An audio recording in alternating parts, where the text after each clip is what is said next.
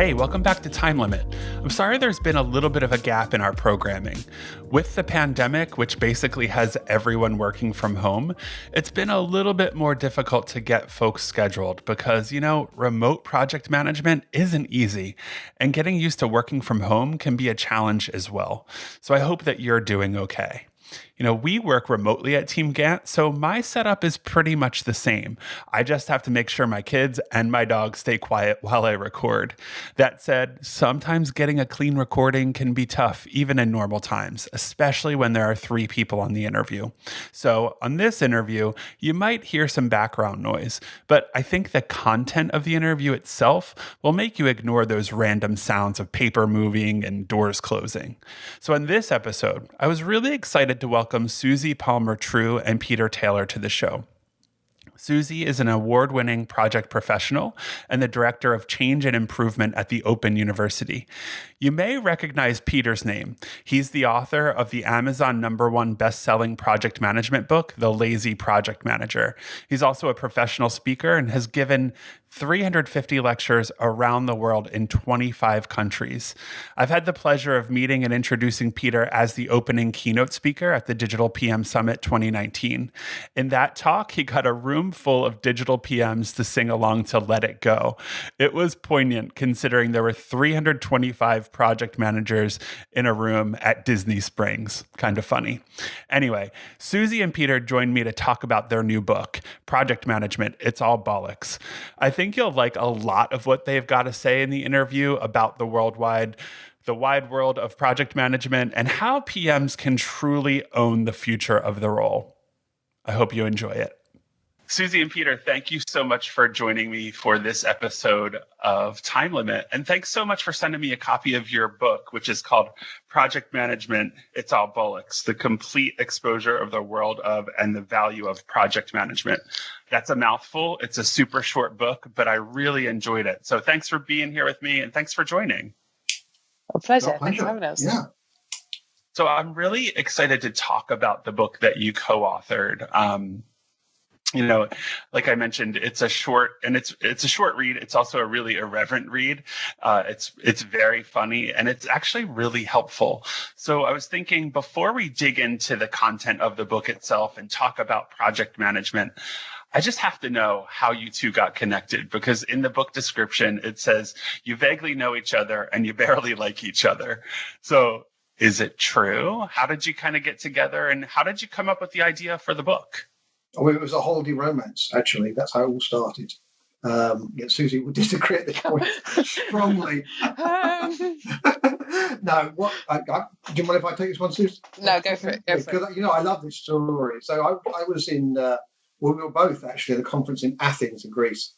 And we met. I was opening keynote. I did my thing. And at some point later on, Suze made some comments about some aspects of project management, and she came up with the phrase, "Well, it's all bollocks, really, isn't it?"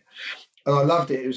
She was so irreverent and so challenging that after we departed this epic meeting in Athens, when these two great minds came together, I thought, well, I'll play with this one, and I reached out to her with a suggestion of a very humorous. It is pretty much in the back of the book is a description of the how we came to meet up, etc., and how we engage with each other and challenge each other and take the mickey out of each other as well. And I was delighted that Suze came back and said, "Yeah, okay, let's do it." And so from that, we connected at that conference, and the book came from that conference, and the rest is now history and publishing of it in a very attractive pink cover that we want everybody to read. Love it. It's great. So I want to dig into project management. And in the book, you say the world of PM is annoying and confusing. Can one of you kind of expand on that a little bit? Because I don't disagree with you at all. I think as someone who is in project management in a kind of small niche of digital project management, I've found it, the wide world of PM, to be annoying and confusing because there's no one way of doing things. There are lots of different camps, so to speak. And I'm just, where are you coming from with that kind of description? Should I take this one? Absolutely. So I think ultimately, Brett, you started to answer the question yourself, because there is no one way of doing something. There is no ultimate leader. There is no single group. When we looked to do our jobs, there's no single lighthouse saying everybody this way. And what you come across is conflicting ideas and conflicting ambition and conflicting groups that ultimately go to war. And I use war loosely because obviously nobody was harmed in project management. But it's not helpful, and it's not helpful to those that are new to the business, to the profession. It's not new to those who are choosing to work with project managers. It does nothing for our reputation, and we end up in this spiral of just getting annoyed, frustrated, and confused with each other, with our profession, and then with the people that we're working with. So a big part of this was around creating some space to calm that annoyance and confusion, and just to try and show some different ways, to pinpoint some directions, to give a bit of clarity, for people to be curious again about a profession that both Peter and I love. So would you kind of attribute all of that kind of to part of the reason why it's so difficult for some folks to be a PM? Yeah, I think I would. I think people just find it confusing, and still project management surprises people. Suddenly people are or become a leader of some sort of project or change, and it surprises them because they never anticipated doing this. And there's just no clarity.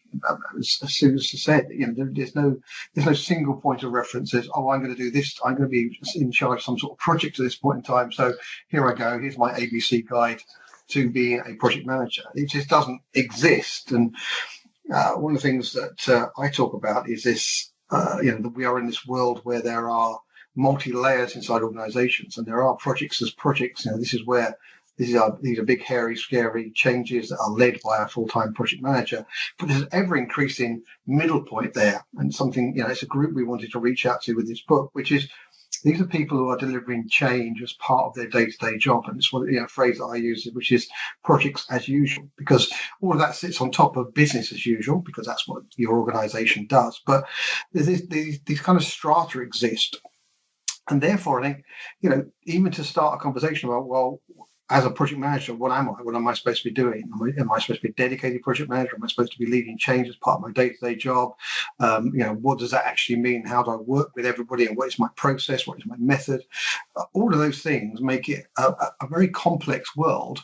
Even in one organization, you can find a number of different ways of doing something, of doing this kind of project delivery process. And so I think it is just generally challenging. And we wanted to, in this book, to at least provide some sort of simple reference point for anybody who's involved in projects as a kind of, let's cut all the crap out, and this is the heart of what we're talking about here. And now take that, understand it, apply it, and then wrap what else you need around it to be successful in your own organization.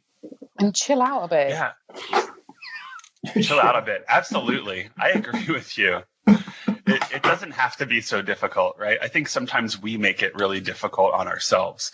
I also really like the kind of personal kind of approach that you take in the book about around the role of the PM. So in the quick guide, kind of at the end of the book, you basically say that understanding yourself and the role that you play in delivery is really important. And I personally have found that's a really big issue for project managers, because they're often in a job where they feel isolated and sometimes even devalued. And that's based on the organization that they're in or the team that they're working with. And to me, that's bollocks, right? Like, Yeah. How do you guide someone to get to an understanding where they believe that they play an important role in delivery and they have a firm understanding of the role that they're in when things are just always kind of an uphill battle? I think for me, it's very much about knowing yourself and knowing yourself early on. And this is in part, who we wrote the book for. So especially for me, I wrote the book for me when I was 20, not me when I was 35, to help me find that path to understand who I am. Because if you know what your values are, and if you know what you believe in, you know what gets you out of bed, and you know what pisses yourself off, your ability to position yourself into a role whether that be a pure project role or one that spans out into change or projects as usual territory, you'll be able to find that groove and have that impact and deliver value in a way that goes with you. So you won't always be operating against the grain. You will be doing something that sings in the way that you do it. And I think that's a really hard thing to establish. But the earlier you understand what you are and what you identify as, the easier it will be. Many people that we work with don't necessarily identify first as a project manager. That's not the first thing on their list. We're parents, we're partners, we're women, we're friends, we're advocates, we're adventurers, And if you can find that part of you and then let the project management section follow, you'll project manage within your identity and in harmony with your identity. And naturally, our position is that, therefore, this stuff should be a lot easier and a lot more fun. I agree with you. I love that. I think, the worst PMs are the ones who are trying so hard to follow what a book says and not just be themselves and just connect with a team, understand the challenge that they're in, and reach out to those people for the help that they need. The good PMs are the ones who are good at all those things and can just be comfortable in their own skin and in their own role and relax a little bit, like you said, Susie. So one of the questions, while we're kind of talking about like what PMs should be, one of the questions I get fairly often from project managers is whether certification is worth it. I'm sure both of you get that question too. And I'm just curious, how do you address that question, or how do you guide people into certification?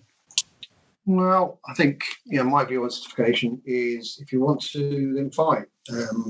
Go ahead and do it. I've worked and led a number of PMOs, and we've always supported our project managers on becoming certified wherever it's suitable for them.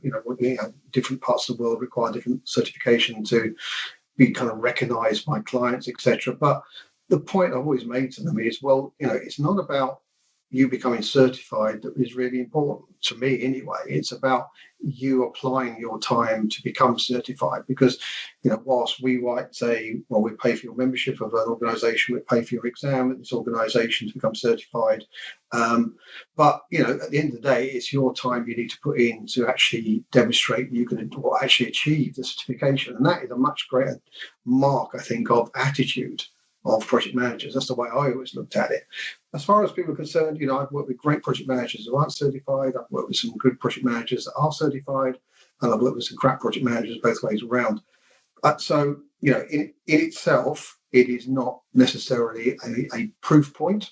I don't believe it's.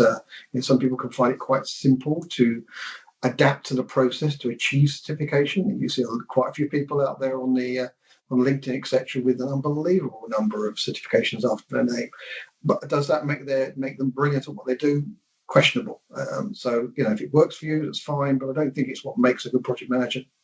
I agree. And I think combined kind of with what Susie said earlier, having that foundation of a certification or at least some level of education is by all means helpful, right? But actually being comfortable in the role and doing as good as you can do in the role is probably more important, right? Like, because you always adapt to your surroundings, or at least I feel like as a PM, I do. Definitely. I am part of the book, so I'll give away an entire paragraph now. So when I started out in project management, my interest started from an academic perspective. So I actually began with a master's in project management, which is arguably a bit of an unnecessary academic decision.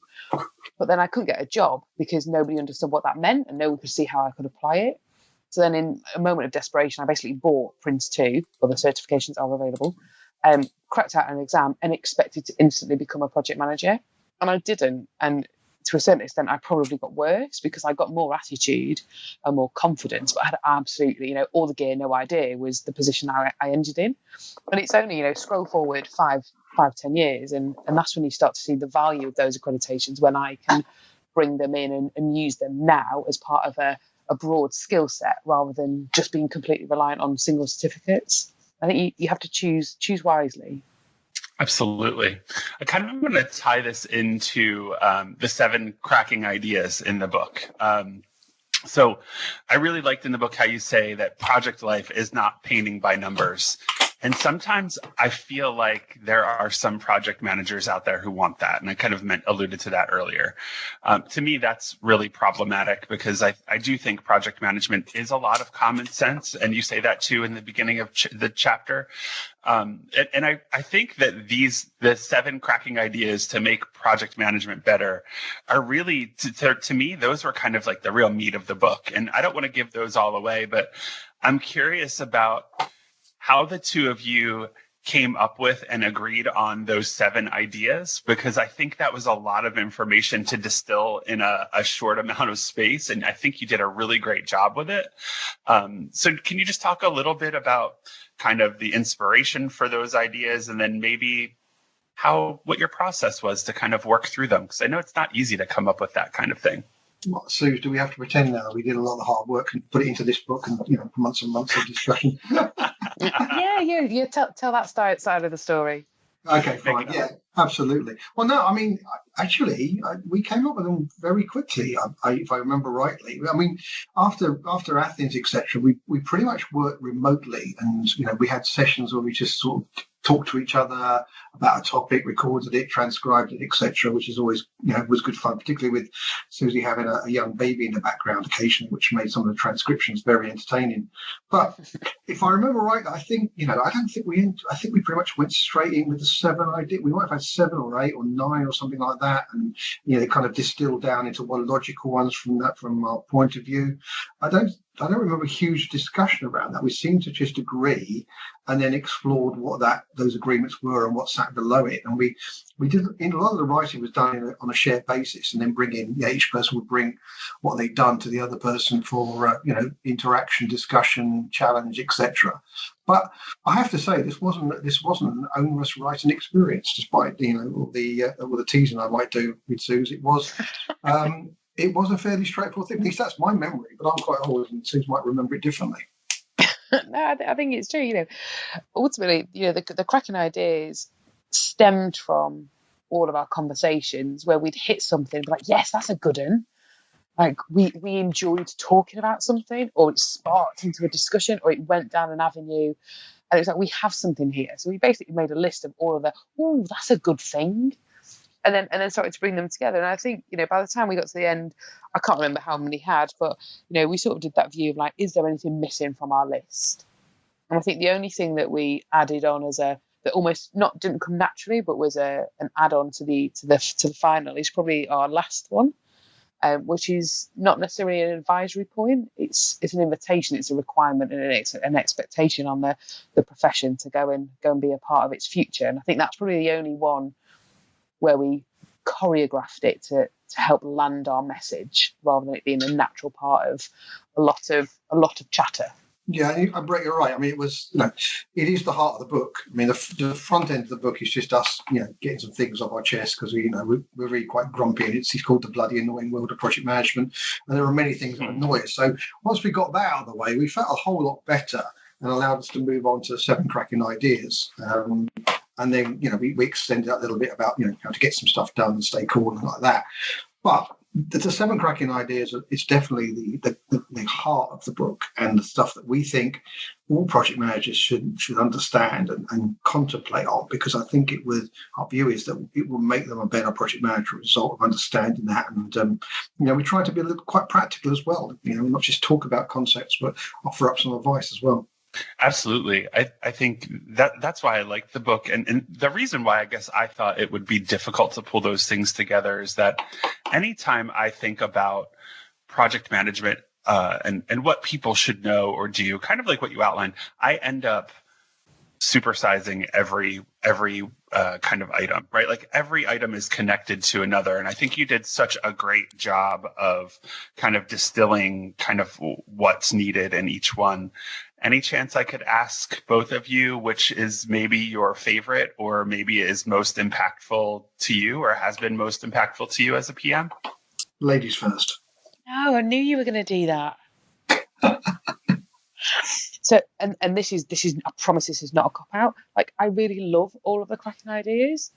So to say one of them is my favorite is unfair on what would be the remaining 6. but there are a couple that really, really resonate me in terms of some of the stories I got to tell as part of it. So I think for me,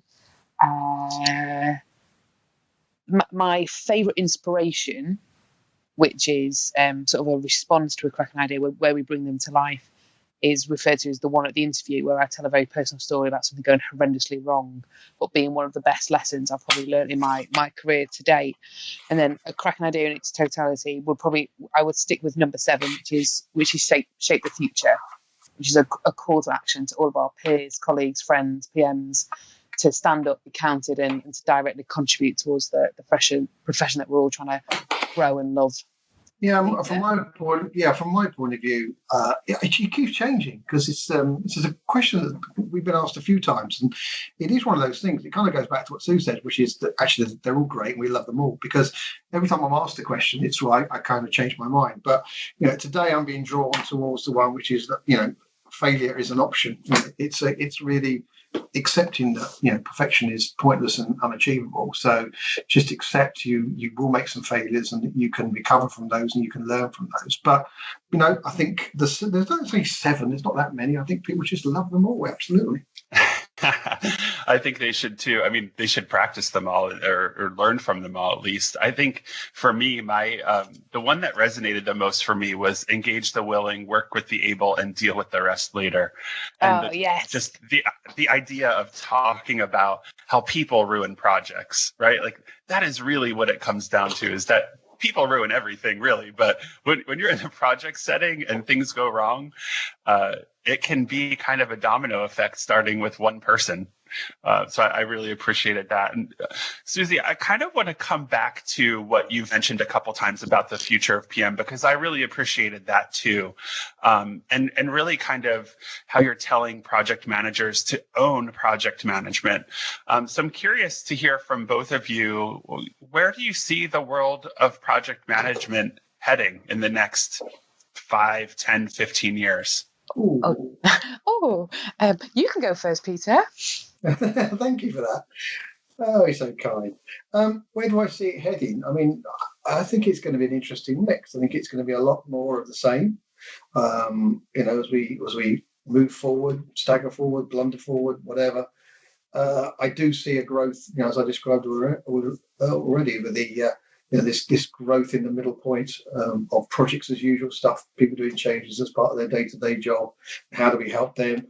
I also see huge opportunity coming from the world of AI, supporting project managers, getting rid of some of the tedious, boring stuff that they don't really like doing, and that they don't do it very well as a result, but putting them back in a position where they can use all of those people skills they're supposed to have, which is, we've talked about projects being about people. So I think empowering project managers to spend more time on the people, because really, if I cast my mind back to the decades ago when I started in project management, that's all I really had. I had no idea what being a project manager was all about. I merely, reached or used what little skills I had as far as working with people and communicating, and somehow survived in that period of time of accidental project manager. So I just see that as a potential future. A lot more people involved in change. Most of them will not be cool project managers. I don't believe in the future. There still will be project managers. I do feel that this kind of AI empowerment is going to be a huge benefit to project managers in the future. I think for me, ultimately it's not dissimilar. We spent a lot of time talking about this stuff. I think in the main, what I would really like to see is the gap between project management and change management closing, narrowing, being more of partners with each other, because there's a massive power in the skill of what change management can do when it's brought together with project management. So less differentiation, more partnership, and more confidence in that partnership. I expect, and this is probably from an experience point of view, that project management, the skill will become more generalist, and more people will be able to access it, and more people will understand it and acknowledge it, and it will become almost like less of a thing and more of an expectation, which will then create space for people to become really fiery experts around certain aspects of project management. So, you can bring in the big guns to help really resolve some complexity or something that's beyond sort of a natural capability. So I think that combination of expert and generalist capability growth would be a brilliant thing to see. And if our actual delivery can be informed by, Peter's always said that sort of AI territory, but data analytics and evidence to really ground our delivery in something that's really solid and confident, I think that would be a phenomenal thing to see. Yeah, I agree with you. I think there are things that you both said that are really interesting. I love the idea of kind of like the generalist PM. I think at the heart, and this is just kind of what I feel personally and I've put out there, is that as humans, we all kind of have skills to be project managers. There are things that we do in our day-to-day lives that are project management. So I like the idea of more people recognizing that. And then also, I think, what if PMs were to become more strategic and fill in more roles within a company that aren't just about keeping a schedule and a budget together. So I really like where you're going with that. And I think one of the things that is going to help to kind of move us forward is growth in community. And Peter, I know you recently launched a new community called the PM Tribe. Can you tell our listeners a little bit about that? Yeah, of course. Yeah, so it is we're thinking it's a fairly timely thing with everything that's going on. It is a virtual community. It's led by myself and 5 others, people like Rick Morris, John Stenbeck, Alana Hill, Elizabeth Harron, and Colin D. Ellis. So some fairly well-known names from around the world. And the principle is it's an open community. So it's not about training or certification or anything like that. It's a join once, pay once, you're here for lifetime access type approach. And what we think is different is that each of the faculty leads, we run a weekly call within specialist groups. So my group is around working smarter, not harder, the productivity, kind of the essence behind a lazy project manager. And we have an open conversation. People can dial in and join in and comment and challenge and discuss weekly, or these are also recorded, of course. But we see it as a very dynamic community that is very much in the moment. And it's not replacing anything else that's out there. It's just supplementing something. And the strength really is it is as of now, it is in the moment. It's what you want to talk about next week will be actually what's happening right now, and it's that fast-paced moving. So it's the PM Tribe. thepmtribe.com is the place to go and find it. Yeah, and we'll put a link to that in our show notes. Thanks for touching on that, and thanks for allowing me in the community. So we end every podcast episode with a question that is really in keeping with the theme of this show title, which is time limit. So I'm wondering if each of you might offer a tip or two for project managers who are always feeling stretched for time and resources. Like what are the types of things that you recommend folks do that basically they need to do in order to do a great job, but that might also save them a little bit of time to maybe free up time to focus on the people or whatever is more important in the moment? Yeah. Should I go? Me go? You go? Go. So I think for me, one of them is probably a bit of a mindset. So at the start of a project or a role, however you undertake your work, understand early on what good enough looks like, because your version of good enough is never going to be the same as somebody else's. So if you understand what it is you're shooting for, your ability to hit it the first time round, or at least the second time round, is exponentially increased. If you go in there shooting in the dark, you will always be a bit on the back foot, so you'll never quite nail it, and therefore you'll burn time and you'll burn effort and you'll burn energy and enthusiasm. So understand what good enough is and only ever deliver good enough.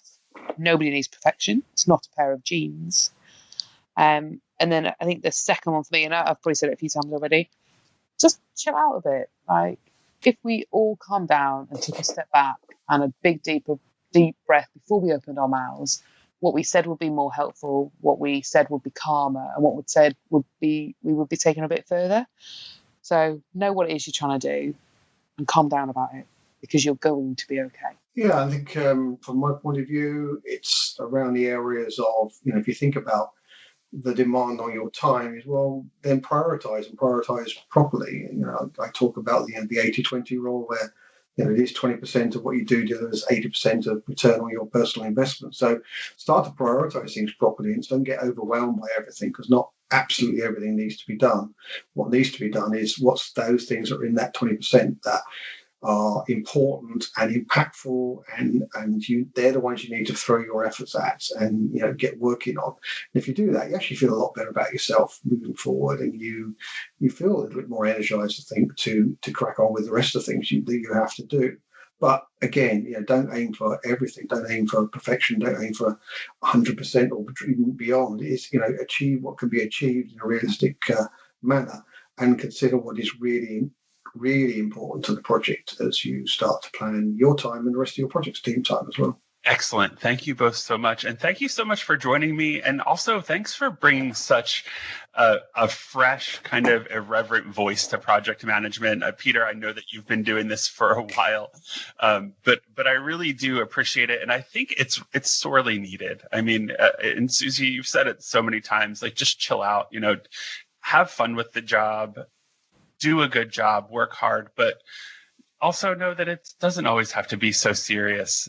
So I really do appreciate that. And I thank you both for that in the book and for the book as well, but also just for joining me and talking today. Thanks so much. Thank you for having us. Yeah, likewise. Have a great rest of your day. All right, folks, that's the end of the episode. I definitely recommend you check out the book and the PM Tribe community. Links to those are in our show notes on the website. Also, if you have a few minutes and are so inclined, we'd love a positive review on the podcast wherever you listen. Doing that will help us to get more listeners and to attract more guests. And if you're interested in joining us to talk about your own work, reach out. We'll be back soon with another episode and an interview with an author of another new book that I think you're really going to like, but I'm going to leave it at that. Thanks so much for joining me, and have a great rest of your day.